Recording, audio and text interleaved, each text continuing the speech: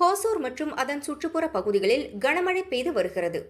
தென்பெண்ணை ஆற்றின் நீர்பிடிப்பு பகுதிகளான நந்திமலை மற்றும் பெங்களூரு புறநகர் பகுதிகளிலும் கனமழை பெய்வதால் ஹோசூர் கெலவரப்பள்ளி அணைக்கு நீர்வரத்து அதிகரித்துள்ளது. ஹோசூர் கெலவரப்பள்ளி அணைக்கு 474 கன அடி நீர் வரத்தாக இருந்தது. அணையில் இருந்து 250 கன அடி நீர் வெளியேற்றப்படுகிறது. அணைக்கு 205 கன அடி நீர் வரத்தாக உள்ள நிலையில் அணையில் இருந்து தென்பெண்ணை ஆற்றில் 570 கன அடி நீர் திறந்துவிடப்பட்டுள்ளது. அணை பகுதியில் இருந்து 4 மதகுகளில் தண்ணீர் வெளியேற்றப்படுகிறது. அணையின் மொத்த கொள்ளளவு 44.28 கன அடி ஆகும். அணையில் தற்போது 32.80 கன அடி நீர் உள்ளது.